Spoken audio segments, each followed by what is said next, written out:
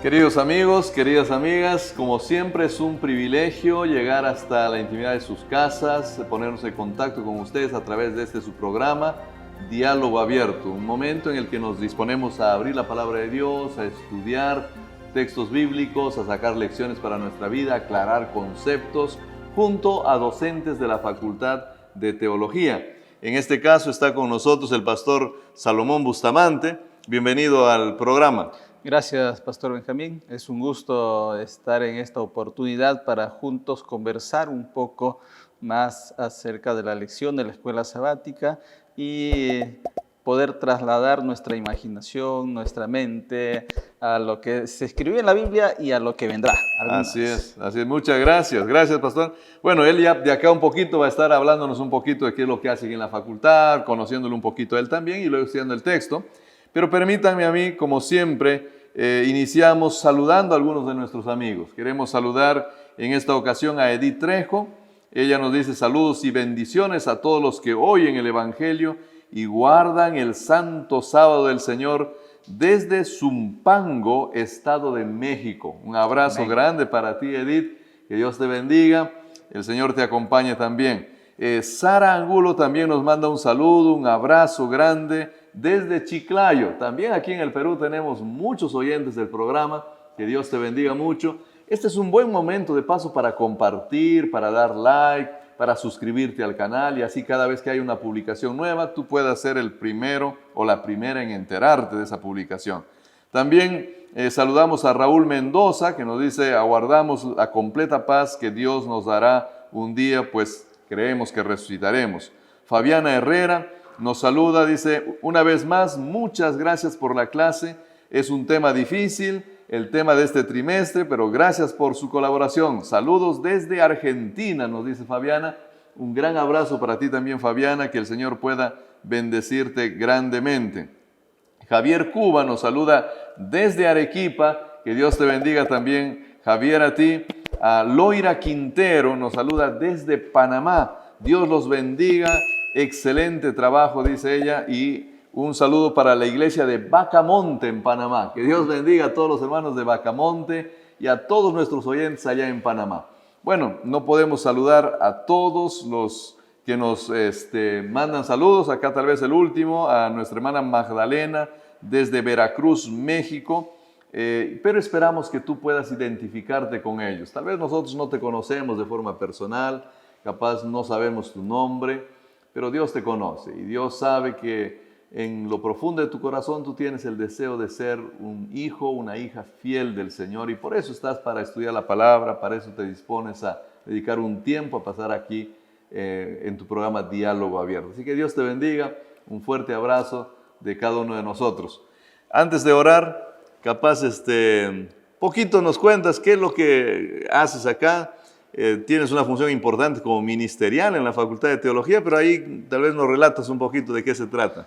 Bueno, gracias a Dios estamos con una misión no imposible, una misión posible. Qué bueno. Sí, formar a los jóvenes de la Facultad de Teología, a los futuros pastores, en el internado que es única y exclusivamente para estudiantes de teología y el Señor nos ha permitido iniciar este año. Bueno, esa es una peculiaridad, digamos, de la educación teológica aquí en el Perú, ¿no? Porque sí, normalmente los jóvenes comparten la residencia universitaria con muchos otros, pero aquí sí tenemos a ellos siendo residentes exclusivos de una residencia. Exclusivos, no es que estén separados, solamente que por asuntos de formación de hábitos, por asuntos de formación teológica, estamos iniciando, o mejor dicho, iniciamos este año con el internado de teología, solamente teólogos. Gracias a Dios nos está permitiendo tener a 90% de chicos solteros en el internado. La única excepción es los que tienen a los papás viviendo cerca, ¿no? Y ellos son los únicos que están externos. Todos los demás viven dentro y es bonito. Como decías, tiene que ver con el asunto formativo, tiene que ver con el asunto de formar algunos hábitos, conocerlos más de cerca, orar con ellos. Pero ellos al final están muy involucrados en todo lo que hace la universidad. Tengo entendido que ahorita están participando en los eventos deportivos también de la universidad, los jóvenes ahí. Es más, parece que están ganando varios puestos de ahí, ¿no? Sí, sí, la ventaja que tenemos al tener a los chicos reunidos en un solo lugar, podemos emprender una sola cosa. Si es deporte, pues vamos a deporte. Si es alguna competencia por ejemplo, las marchas, también allí vamos. Si se trata ahora de la semana de oración, también allí estamos todos como un solo equipo. Bueno, ha pasado la semana de oración hace un tiempito atrás aquí en la UPU, ¿no es cierto?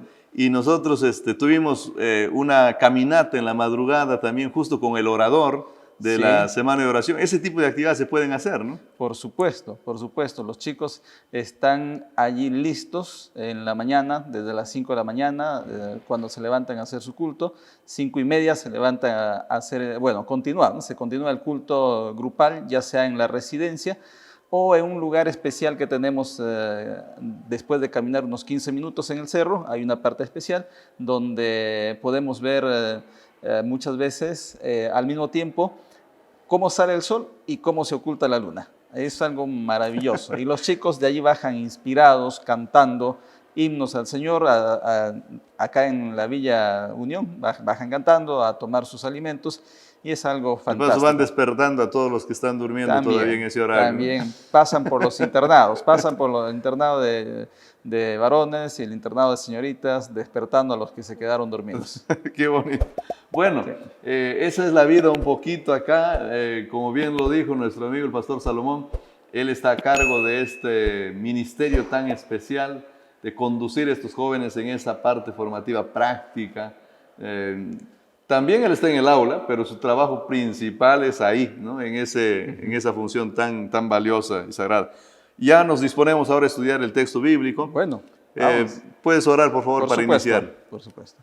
Querido Padre, te agradecemos porque en el plan de salvación estaba el sacrificio de Cristo, tu Hijo, y ese sacrificio que luego se concretó con la resurrección y la ascensión al cielo nos dejó esperanza.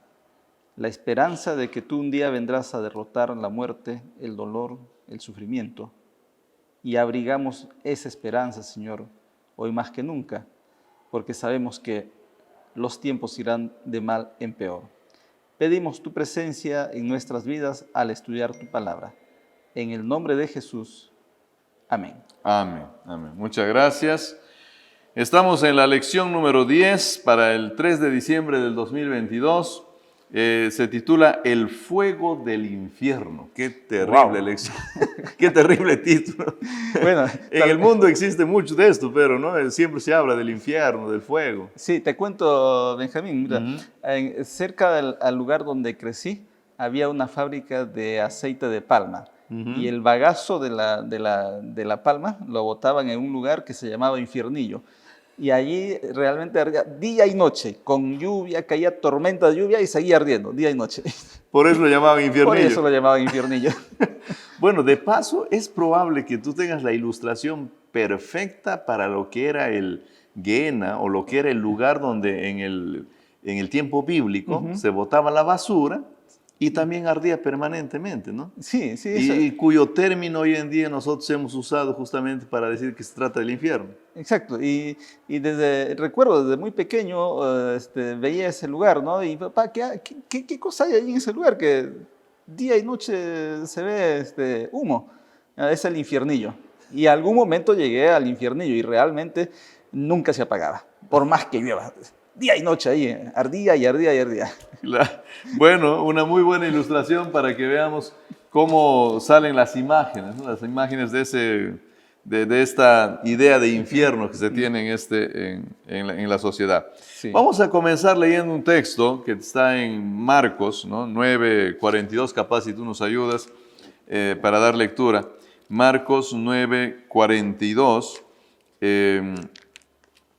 Y podemos leer capaz hasta el versículo 49, si te parece, Sí. porque ahí se habla de algo que a veces llama la atención, ¿no? Se habla de una situación en la que parece que existe una vida permanente. Ah, dice Marcos 9:42 Ujú.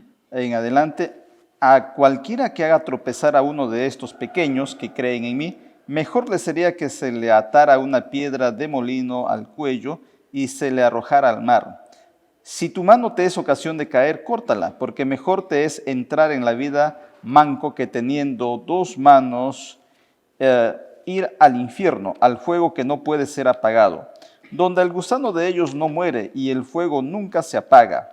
Y si tu pie te es ocasión de caer, córtalo, porque mejor te es entrar en la vida cojo que teniendo dos pies ser arrojado al infierno, al fuego que no puede ser apagado, donde el gusano de ellos no muere y el fuego nunca se apaga. Ujú. Es interesante, acá hay gusanos, parece que son inmortales, porque el gusano nunca muere, dice, ¿no? Aparentemente, ¿no? Mejor es ser gusano que ser humano, porque el gusano este nunca muere.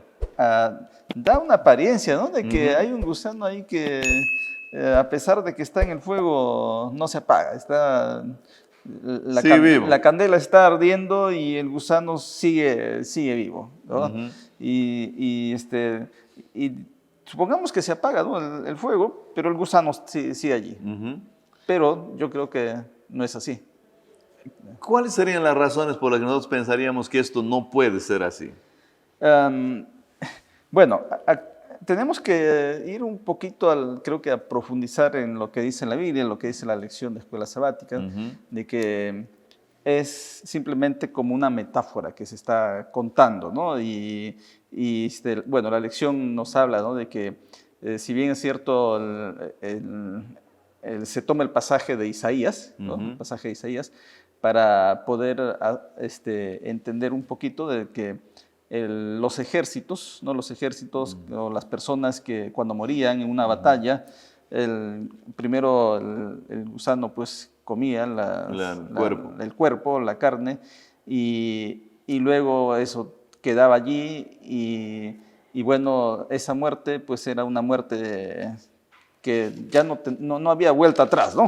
Una vez que la persona murió, de acuerdo a lo que hemos estudiado también, no hay vuelta atrás. Y esa muerte pues era allí efectiva y no había oportunidad de que esa persona se levante. Es interesante que Isaías cierra con este versículo, ¿no? O sea, nosotros no encontramos ningún versículo después de ese, es el último texto con el que acaba Isaías y el Señor Jesús lo va a usar allá. Y cierra justamente después de presentarnos los cielos nuevos y la tierra nueva. Como quien diciendo, mira, hasta aquí llegó, de acá para adelante hay cielo nuevo y tierra nueva, y lo que murió, murió para siempre. Lo que desapareció, desapareció para siempre. Pero no haciendo referencia tal vez a este hecho de que estos van a vivir eternamente en alguna otra, tal vez en algún otro estado o tal vez en alguna otra condición, ¿no? Pero no se trata de que van a vivir, sino que desaparecieron definitivamente. Y eso es lo bonito, creo, ¿no? Que o sea, la imagen simplemente que toma la Biblia nos lleva para mostrarnos que después de esto ya no hay nada más, ¿no? No existe algo que pueda vivir. O sea, el infierno en la Biblia está comparado como el fin de todo, ¿no? Allí se acabó y de allí nadie puede salir, ¿no? Tal vez el énfasis entonces, como bien también la lección lo señala, y capaz acá para solo resaltar una frase que a mí me llamó mucho la atención, es que en realidad los gusanos hacen referencia a este hecho de haber completado su tarea a cabalidad. O sea, se terminó por completo, no dejó ni un pedacito de carne, sino que limpiaron por completo los huesos y se consumió por completo ese pecador. No solamente creo que el pecador, sino todo lo que existe, ¿no? O sea, el pecado y todo lo que existe. La acabó y ahí acabó también todo. Claro, se terminó todo. Bueno, es importante que, queridos amigos, que nosotros reflexionemos en lo definitivo que va a ser y lo total que va a ser la exterminación de la maldad en este mundo. Porque cuando el Señor Jesús hace referencia a esto, lo que está diciéndonos es que justamente el mal será exterminado por completo, que no quedará ni raíz ni rama, dice otro texto, que no dejará ni huella de lo que es el mal o la maldad en este planeta, ¿no? Y es lo que nosotros esperamos, ¿no es cierto? Bueno, creo que durante estas lecciones anteriores hemos ido entendiendo, ¿no? De que el Señor nos da la esperanza y la Biblia nos muestra de que cuando Él venga, pues el mal se va a exterminar completamente. No va a haber nada que quede, ¿no? Y entonces, después de eso, pues no va a haber, con el fuego que nos habla Apocalipsis, no es que va a quedar ardiendo allí para siempre, sino su memoria será exterminada para siempre. Exacto. Bueno, ya pasando tal vez a otro tema, porque también la Biblia habla del otro tema que tiene que ver con el fuego eterno, que justo acabas de mencionarlo tú, ¿no?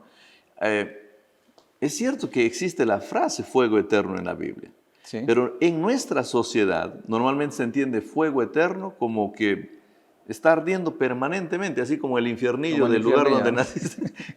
Y entonces piensan que por la eternidad habrá un lugar que esté arde y arde y arde, y ahí adentro los pecadores de calor, no sé, o consumiéndose poco a poco. Pero esa es una idea muy común afuera. Sí, tal vez para hacer un poquito de memoria, ¿de dónde sale esto? Tenemos que preguntar de dónde sale esta idea, ¿no? Entonces tenemos que recurrir al famoso poeta Dante Alighieri, ¿no? Cuando habla del lugar que las almas están allí clamando en el infierno, ¿no? Y lamentablemente esa filosofía griega lo tomó la Iglesia Católica, la teología católica, y eso se transmitió al mundo cristiano. O sea, una filosofía pagana se convierte en teología pseudo-cristiana, porque no podría ser cristiana, ¿no? Es antibíblica. Y lamentablemente eso se ha ido diseminando en el mundo cristiano. La idea de tener un infierno donde las almas o los pecadores que no lograron entregar su vida a Dios, no se pusieron a cuentas con Dios, están sufriendo un castigo eterno. O sea, básicamente de una, por así decirlo, novela, ¿no? Nosotros Sí, de una novela. Acabamos ahora haciéndolo prácticamente verdad. Lamentablemente. Los seres humanos, ¿cómo somos? ¿No? O sea, alguien nos cuenta una historieta y pensamos que eso es real. Exacto. Y creo que ya que hablas de cómo es el ser humano, la tendencia, ¿no? La tendencia del ser humano es de continuo al mal. O sea, en vez de dejarse llevar por un escrito está, se deja llevar por las tradiciones humanas. Y el ser humano no es capaz de estudiar o ir a la fuente original, que es la Biblia, ¿no? Prefiere seguir lo que un líder religioso o lo que la tradición le dice, ¿no? Cuando Judas 7, tal vez podemos leer Judas 7, porque es un texto que se usa a veces para hablar de esto también, ¿no es cierto? De la noción del fuego eterno. Nos menciona lo que ahí dice, cómo nosotros deberíamos de interpretar, y cómo eso nos ayuda a entender esta idea de que el fuego realmente no es eterno también. Voy a leer Judas 7, dice, también Sodoma y Gomorra y las ciudades vecinas, las cuales de la misma manera que aquellos, habiendo fornicado e ido en pos de vicios contra la naturaleza, fueron puestas, por ejemplo, sufriendo el castigo del fuego eterno. Para mí esto está clarísimo, Benjamín. La arqueología se ha encargado de descubrir dónde estaba Sodoma y Gomorra, ¿verdad? Y lo único que queda es ceniza. No queda nada más que ceniza en ese lugar. No está ardiendo ahí, no hay un fuego como el lugar de mi vecindario, no está ardiendo. No es una boca de volcán. No es una boca de volcán. Bueno, porque en las propuestas que existen, existe hasta un lugar que parece que ya está tapado por agua. ¿no? Exacto. Porque hay veces bien difícil de identificar los lugares, pero lo cierto es de que no está ardiendo, eso es seguro, ¿no? De seguro es que no está ardiendo. Solamente sabemos que la arqueología va identificando ciertos lugares donde estaba Sodoma y Gomorra y hay ceniza, y una parte del Mar Muerto lo ha cubierto, ¿no? Pero no hay nada de fuego que esté ardiendo. ¿Y por qué habla eterno? Por la memoria que deja, ¿no? Esas dos ciudades ha quedado en la memoria de la humanidad que fueron destruidas por su maldad. Sabes que la palabra eterno en griego es una palabrita bien interesante. La palabra eterno en griego es aion, ¿no? Sí. Pero cuando uno busca aion en la Biblia, hay veces aion también se lo traduce como universal. Hay veces se lo traduce como mundo. A tal punto que, por ejemplo, cuando se dice se creó el universo, la palabra universo en realidad es aion. O sea, se creó la eternidad, también podría ser traducido, ¿no? Pero se creó el universo. Pero esto me lleva a mí a pensar así más o menos. No sé si estará bien o estará mal, pero ahí quiero ver tu comentario. Me lleva a pensar así, que cuando se habla del fuego eterno, se habla de algo que es universal, se habla de algo que es mucho, está sobre todo. Porque también Hebreos dice que Dios es fuego consumidor, Sí. ¿no? Podríamos decir que Él es el fuego universal que quita algunas cosas. Y una cosa es quemarse por fuego que uno hace con leña, otra cosa es que realmente Dios mismo consuma el pecado y la maldad con su propia presencia. Y cuando eso ocurre, entonces llega el fuego eterno que consume y liquida completamente al pecado y la maldad. No sé cómo miras tú eso. Bueno, lo que acabas de mencionar, ¿no? Lo que dice la Biblia, que la presencia de Dios al consumir completamente va a ser eterno, ¿no? Porque cuando Cristo venga, entonces va a consumir para siempre el pecado y no va a quedar ni raíz ni rama. Todo va a ser completamente exterminado. O sea, Dios puede hacer la materia y Dios puede hacer desaparecer a la materia también, ¿no? Por supuesto. En ese sentido, si no mal recuerdo, fue Einstein el que dijo que la materia es indestructible. Solamente se transforma. Solo se transforma, ¿no es cierto? Le faltó una clasecita con el Señor, ¿no? Que para Dios, en cambio, la materia puede ser deshecha, o sea, acabar de ser. Y puede también ser transformada, pero no es la materia algo que, digamos, está sobre Dios. Dios la crea y Dios también la puede deshacer por completo. Recordemos que Dios es Dios. Dios es Dios. Dios es Dios. Dios es Dios. Bueno, queridos amigos, esta lección es muy interesante. Yo creo que vamos a todavía seguir conversando de acá unos minutos porque todavía hay algunos puntos que tenemos que seguir hablando. Pero queremos invitarte a que tú mires un video relacionado a la Facultad de Teología. Nosotros tenemos la Facultad de Teología aquí en la Universidad Peruana Unión y quisiéramos que algún día puedas venir, visitarnos, seas parte de la facultad. Sería muy bonito que alguna vez llegues a las oficinas, te recibiremos con cariño. Ya estamos muy cerca de tener un proceso de admisión para la facultad y quisiéramos que si el Señor está tocando tu corazón, está hablándote, llamándote para que tú seas un siervo del Señor en este tiempo, el fin, también postules, hagas tu ingreso y pueda ser parte de esta facultad. Mira este corto video.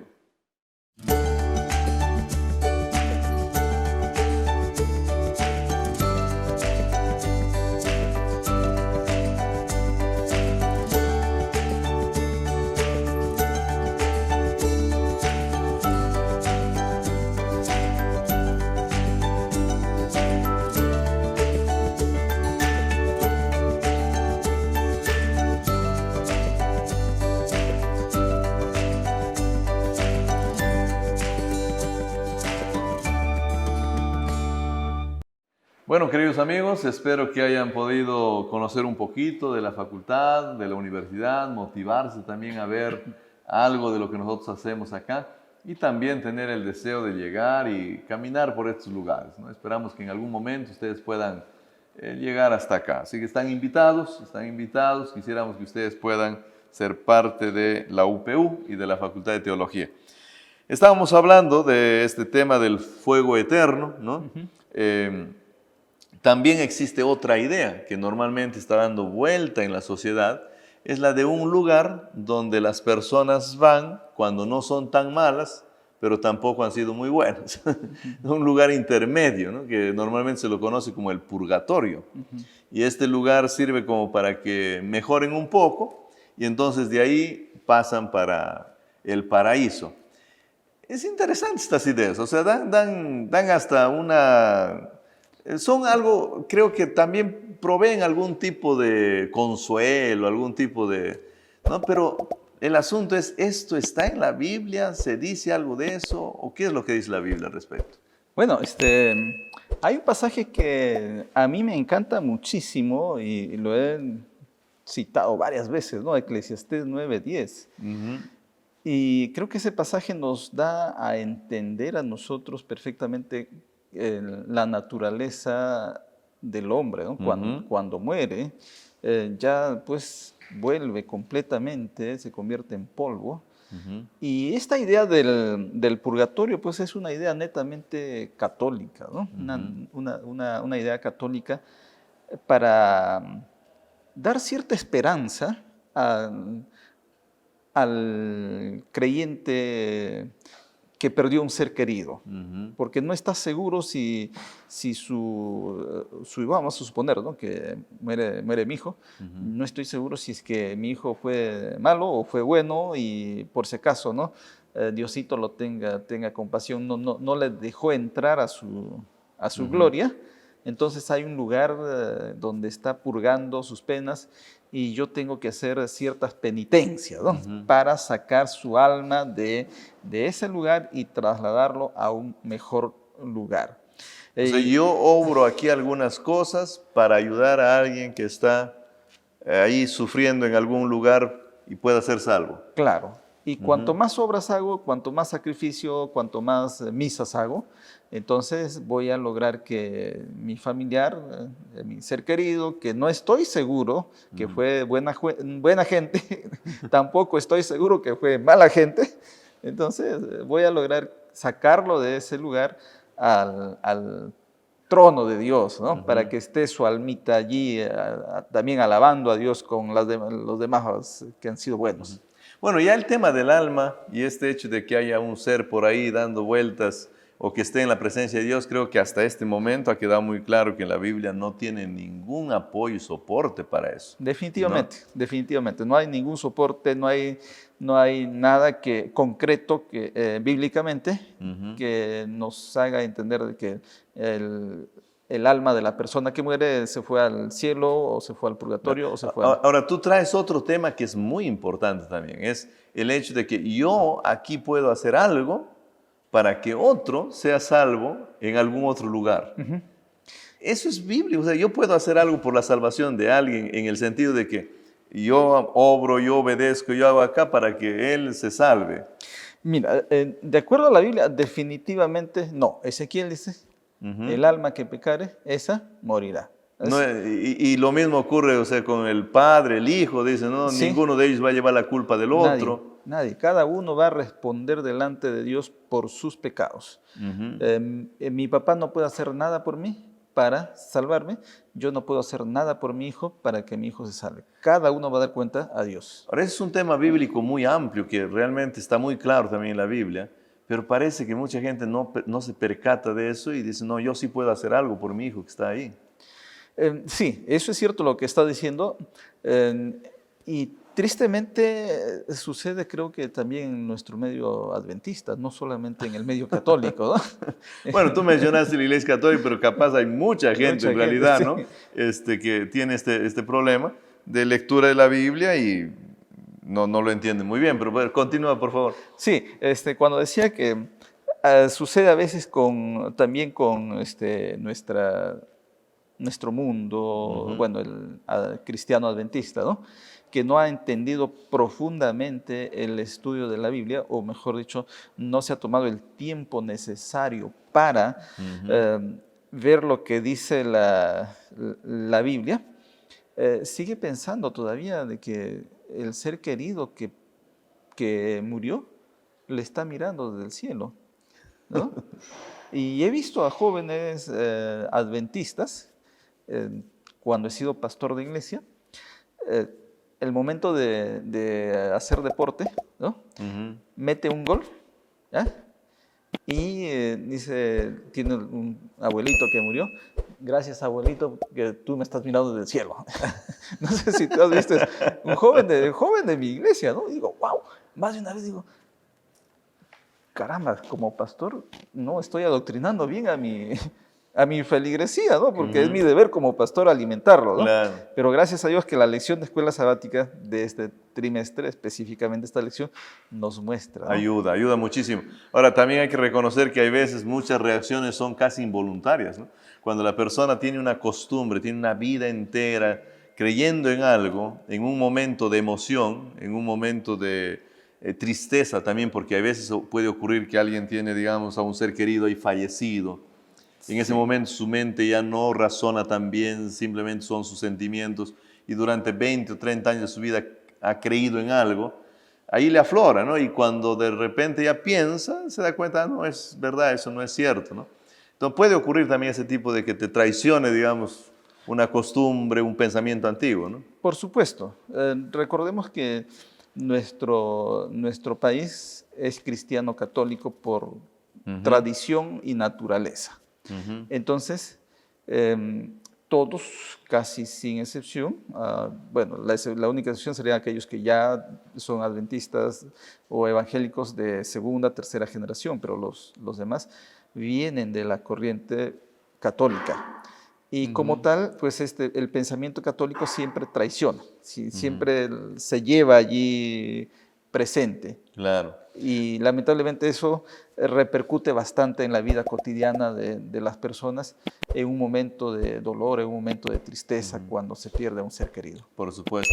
Ahora, la palabra de Dios también, hablando de este tema, el apóstol Pedro, en el libro de 1 Timoteo, el capítulo 2:5, habla de que en realidad nosotros tenemos solo a un único mediador, a Jesucristo el justo, va a decir el apóstol Pablo.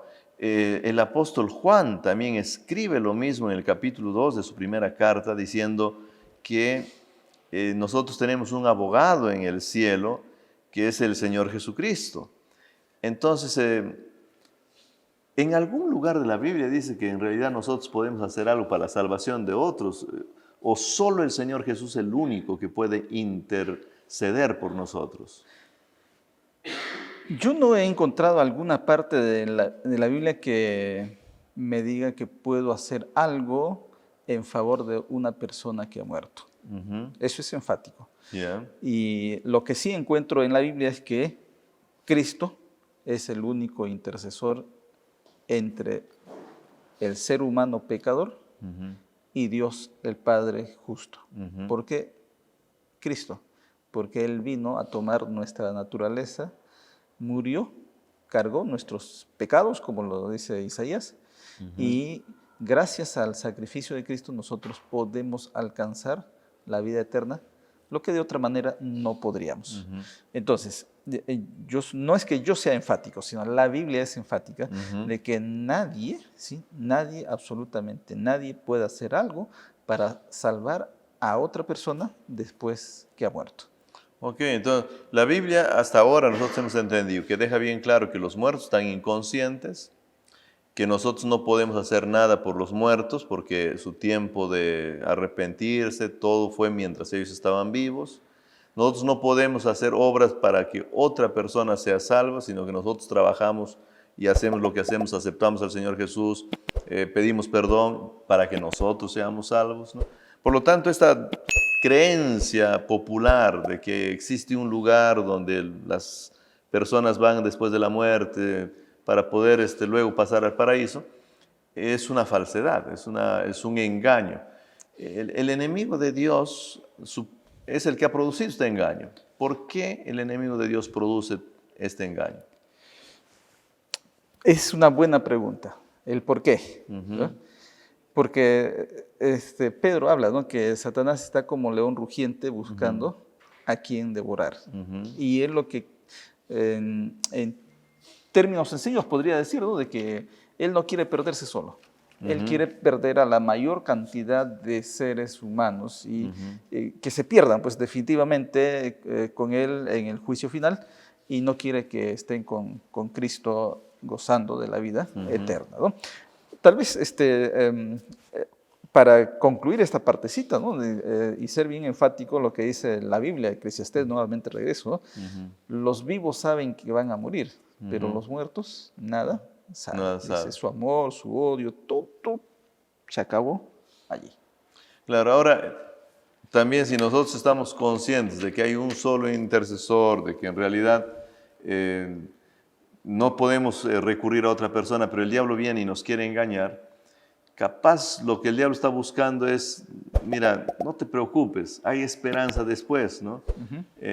Mientras estés vivo, trata de ser medio tibio nomás, ¿no? Sé buena gente. Sé buena gente. Ya después de que mueres, en el otro lugar, ahí también hay esperanza. Alguien va a rezar por ti. Entonces la persona puede ir con esa esperanza y acaba perdido para siempre. Por supuesto, porque las decisiones son en vida. No hay nada de esperanza después de la No muerte. hay nada de esperanza después de la muerte. Y Jesús lo enfatizó cuando estaba con Lázaro, ¿no? Ahí dijo, nuestro amigo Lázaro ha muerto. Simplemente ha muerto, pero yo soy la resurrección y la vida. Claro. Ahí está la diferencia. Bueno, queridos amigos, entonces tengamos un poco de cuidado con este engaño terrible del diablo que nos puede hacer creer que después de esta experiencia de vida todavía tenemos una oportunidad más. No existe más oportunidad. La oportunidad de aceptar al Señor Jesús, de tenerlo como nuestro Salvador, como el Señor de nuestra vida, es ahora, es mientras estamos vivos. La Biblia no nos da posibilidad de que después de esto haya algún tiempo, en algún lugar, en el que tú y yo podamos tener oportunidad de salvación o de arrepentimiento, ya sea por nuestras propias decisiones o ya sea por las acciones de otras personas que están viviendo en el mundo. No hay esa esperanza. No permitas que el diablo te engañe. No vayas a ir con esa falsa esperanza, porque eso no va a ser real. Es ahora que debemos de aceptar la salvación, es ahora que debemos de entregar nuestra vida al Señor Jesús.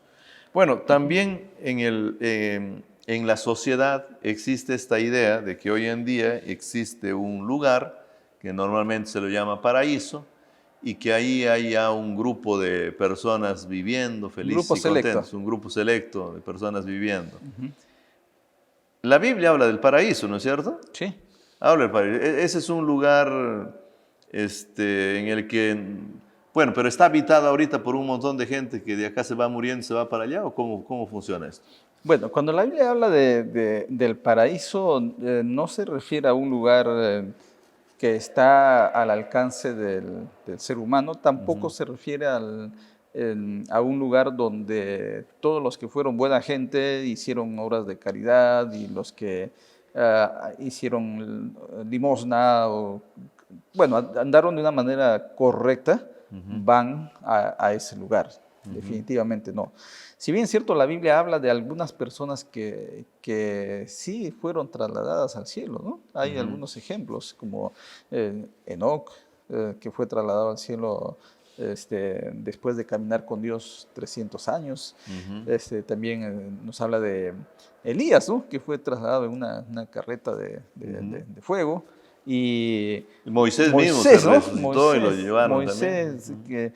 que de paso la Biblia es más evidente con Moisés porque vino a ayudar, a animar a Jesús, ¿no? En el monte de la transfiguración. En el monte de la transfiguración. Y entonces esto podría decir, bueno, ellos hicieron cosas de bien y fueron llevados al cielo. Es porque está escrito en la Biblia. Pero más allá de eso, no tenemos la evidencia bíblica de que los que son buenos, cuando mueren, van a un lugar especial. Eso todavía no existe, ¿no? Bueno, la semana pasada estudiábamos justo algunos textos que parecen ser complejos, ¿no? Uno de ellos, por ejemplo, es el de Apocalipsis, el capítulo 6, cuando se habla de los santos que están bajo el altar reclamando, pidiendo por justicia. Entonces hay gente que lee esos pasajes y da la impresión, dicen, bueno, acá dice algo de esto, debe haber gente reclamando en el cielo diciendo, Señor, ¿hasta cuándo? Déjame entrar. Déjame entrar. Entonces, pero lo que decíamos la semana pasada es que justamente todos estos pasajes tenemos que estudiarlos mirando lo que la Biblia enseña en su totalidad, porque si la Biblia enseña en su totalidad algo, no puede haber un pasaje que contradiga todo eso. Y si nos parece contradictorio, nosotros tendríamos que hacer un peso de balance, ¿no? Y decir, ok, pero la gran mayoría de los pasajes dice esto, entonces este es el mensaje bíblico. este solo texto, capaz yo necesito estudiarlo a más profundidad, capaz necesito analizarlo mejor, capaz necesito algún tipo de explicación, pero no puedo, en base a ese único texto que me parece especial, hacer toda una creencia y una doctrina, que creo que es lo que ocurre con muchas de estas personas que creen en este lugar, en este purgatorio, en este lugar donde las almas están de alguna manera habitando, ¿no? Exacto. Mira, personalmente yo no creo o no me imagino, de acuerdo al concepto bíblico, yo no me imagino que mi papá, por ser buena gente, se fue al paraíso. Y si el día que yo muero, pues de repente no he sido tan buena gente y me quedé en el purgatorio, y tampoco me imagino si mi hijo fue malo, se vaya al infierno, Al infierno. y que mi papá esté mirando desde el paraíso, me esté mirando a mí y esté mirando a su nieto, y los tres nos miremos y yo estire mi mano, papá, dame una jaladita allá, ¿no? Y tampoco me imagino a mi hijo que está allí y yo le extienda la mano para sacarlo. Eso ya no sería cielo, ¿eh? Ni para tu papá, ni para ti, ni para nadie, Y ¿no? para, exacto, exacto. Y definitivamente eso no enseña la Biblia. Nosotros, queridos hermanos, nosotros como adventistas del séptimo día, de acuerdo a los escritos que está en la palabra de Dios, debemos ser bien enfáticos. No existe esos lugares en la actualidad. Un día vamos a gozar de la vida eterna, un día vamos a gozar de la gracia divina, pero esto va a ser después de la segunda venida. Qué bonito llamado, qué bonita invitación que hace a reflexionar a los miembros de la Iglesia Adventista del Séptimo Día. Ahora, si tú por alguna razón no eres miembro de la Iglesia y eres parte de este programa, estás mirando, nosotros te invitamos a que sigas estudiando la Biblia, que sigas viendo también lo que el texto bíblico dice, porque creo que no solo se trata de un grupo religioso que crea, sino que es la enseñanza bíblica. Es la enseñanza bíblica la que muestra que tenemos un Dios que es amor y es justicia. Es un Dios que no va a permitir que el ser humano esté sufriendo, como decía acá el pastor Salomón, mirando a su hijo, mirando a su nieto, que está en una situación terrible, y que el cielo para él sea pues en realidad un momento de tristeza y dolor permanente y eterno, ¿no? Ahora, lo que Dios va a hacer es justamente acabar con esa tristeza y ese dolor que esta persona podría vivir para siempre. Eso es lo que encontramos en los últimos capítulos de la Biblia, ¿no? En los últimos capítulos de Apocalipsis, que nos da esa maravillosa esperanza, ¿no? Esa maravillosa esperanza de que el Señor va a destruir la muerte y bueno, va a llevar solamente a aquellos que fueron fieles. Mira, ahí solo para cerrar el tema del paraíso. El paraíso, decíamos, es bíblico, existe, está allá, pero no está ahorita habitado por almas incorpóreas o alguna cosa así. ¿El paraíso, según Apocalipsis, es un asunto físico o está hecho de nubecitas y de aire? ¿Cómo es? De acuerdo a Apocalipsis, el paraíso que el Señor va a dar está en el futuro para aquellos que han sido fieles, solamente para aquellos que han sido fieles y han logrado, de acuerdo a Apocalipsis también, ¿no? Lavaron sus ropas con la sangre del Cordero, inmerecidamente llegan al cielo por la gracia divina y van a vivir con el Señor por la eternidad. Claro. Bueno, y Apocalipsis 22, 14 es el texto que mencionaste tú de lavar la ropa con Cordero. Hay otras versiones que dicen que también guardaron sus mandamientos. Guardaron, ¿no? sí. Y exacto. creo que es importante recordar eso.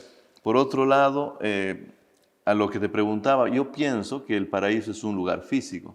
El Señor Jesús, cuando se fue, les dijo a sus discípulos ahí en Juan 14, yo voy a preparar casas para ustedes. Cuando nosotros vemos Apocalipsis 21, 22, encontramos una ciudad que tiene fundamentos, que tiene puertas, que tiene calles, que tiene playas, que tiene mar, que tiene lagos, ¿no? Jardines. Y árboles frutales. Árboles frutales. Que tiene río. Que tiene mascotas. Entonces, me parece que es un lugar físico, ¿no es cierto? No es un lugar etéreo espiritual. Sí, pero a ese lugar van a llegar los redimidos cuando Cristo venga. Creo que en las lecciones anteriores estudiamos acerca de la resurrección de los justos, ¿no? Entonces, recién allí los que fueron fieles hasta el final van a llegar a ese paraíso, pero por el momento no está habitado por almas buenas. Claro, no tendría sentido, ¿no te parece? Porque si yo tengo una puerta, es para que tenga mano, lo agarre y la abra. Exacto. Porque si yo voy a hacer un viento que puede pasar por cualquier lugar, ¿qué sentido tendría tener una puerta? Definitivamente, ¿no? No habría sentido. Entonces, si hay un paraíso que es físico, es porque los que, como tú decías bien, un día irán en el futuro, también serán seres físicos. Y ya que hablas de eso, ¿no? Entonces, ¿para qué estaría construyendo las casas el Señor? La promesa de Juan 14, ¿no? Voy pues a preparar lugar para vosotros. Entonces, es un lugar físico. Y por lo tanto, los que un día van a estar en el paraíso van a ir de manera Física también. Bueno, y es eso lo que el apóstol Pablo habla cuando habla de la resurrección, que este cuerpo será transformado. No dice, dejaremos el cuerpo, dice, este cuerpo será transformado, renovado, recreado, ¿no? En un abrir y cerrar de ojos. Y así con ese cuerpo nosotros iremos para allá. Así es. El Señor Jesús, que cuando en Hechos dice, después de su resurrección, los discípulos lo vieron irse, ¿no? Fue así con todo el cuerpo físico que él tenía, y los ángeles dicen, él va a volver así, igual, porque él está allá así, físicamente, ¿no? Así es. Entonces, el cielo, el paraíso en realidad es un lugar físico, ¿no? No es un lugar etéreo, sino es un lugar físico. Capaz cerramos nomás así rápido en los pocos minutos que nos quedan, Salomón, hablando de la vida eterna. Dios nos ofrece vida eterna. ¿Qué es lo que Dios nos está diciendo? Cuando dice, yo te voy a dar vida eterna. Eso es literal, es simbólico, es vida en la mente de la gente, es vida real que Dios nos ofrece. ¿Cómo funciona eso? Tenemos que volver a la resurrección y tenemos que volver a lo que escribió Pablo en 1 Corintios 15, ¿no? Y también 1 Tesalonicenses 4. Esos pasajes nos dan a entender perfectamente que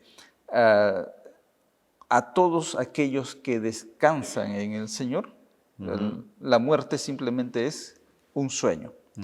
Y Cristo va a venir a despertar de ese sueño a todos aquellos que han sido fieles.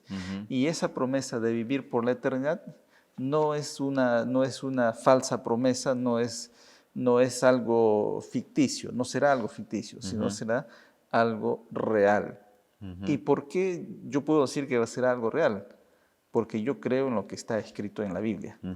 Yo no tengo duda de lo que está escrito en la Biblia. No puedo argumentar lo que el Señor dejó inspirado allí. Y por lo tanto, ese lugar que la Biblia me dice que los hijos de los fieles, los que son fieles, van a morar con Él por la eternidad, será real. Claro, es interesante y creo que es muy, muy importante lo que mencionas. Los hijos fieles del Señor morarán con Él por la eternidad. Y acá, querido amigo, yo quisiera dejar bien claro algo. El único inmortal es Dios, dice la palabra del Señor. Él es el que habita en la luz inaccesible. Él es el único inmortal, el que no puede morir. Nosotros, los seres humanos, siempre seremos mortales, incluso viviendo en su presencia. Pero no significa que vamos a morir. Lo que va a ocurrir es que vamos a vivir eternamente por la gracia de Dios. O sea, el don de la vida fluirá para nosotros de forma permanente, porque somos sus hijos y viviremos para siempre, que fue el plan que Dios tuvo para Adán y Eva. No nos vamos a volver inmortales en el sentido de que, bueno, allá ya, aunque nos manden un balazo en la cabeza, no vamos a morir. No, nadie va a tirar un balazo, nadie va a hacer cosas contra la ley de Dios. Y entonces podremos vivir eternamente, pero siempre seremos seres creados, siempre seremos seres humanos frágiles que necesitarán de Dios para vivir. Y Dios, el dueño de la vida, el único inmortal, estará siempre proveyendo para nosotros la vida, ¿no es cierto? Eso es lo maravilloso que a veces no lo entendemos. Pero yo creo que, mi querido hermano, mi querido amigo que estás viendo, ¿sabes? Jesús dejó escrito en su palabra. Y sabes, Benjamín, yo creo. En serio, yo creo. Yo creo y predico que todo lo que hoy existe es pasajero. Amén. Todo lo que hoy vemos es pasajero. Porque lo que está escrito en la palabra del Señor se va a cumplir porque Dios lo dijo. Amén, amén. Gracias, Salomón, por compartir con nosotros este programa. Siempre es un privilegio, un placer conversar con los docentes de la facultad. Ha sido un privilegio también conversar contigo. Queridos amigos, este ha sido su programa Diálogo Abierto. Que Dios te acompañe, que Dios te bendiga, que Dios te permita entender cada vez más a profundidad también las grandes verdades que Él tiene en su palabra y que nos dan esperanza, nos dan consuelo, pero también seguridad del futuro. Permítame hacer una oración para cerrar con nuestro programa. Padre querido, gracias te damos por este momento que tú nos das para conversar, abrir tu palabra. Gracias por las lecciones que nos das. Y quiero pedirte por las personas que están, Señor, escuchando, tal vez a través de la radio Nuevo Tiempo, tal vez a través del Facebook, a través de YouTube o de los distintos canales por los cuales se transmite este programa. Quiero pedirte que por favor tú puedas responder a sus necesidades, responder a sus pedidos, a sus súplicas, que estés al lado de ellos, Señor, en todo momento. Acompáñalos y también condúcelos en la verdad. Hazles entender cada vez más cuáles son tus propósitos para el ser humano y qué es lo que tú pensaste para él, para nosotros. Acompáñanos, por favor, acompáñanos a ellos también. Te pedimos eso en el nombre de nuestro Señor Jesús. Amén. Que Dios los bendiga. Nos vemos la próxima semana.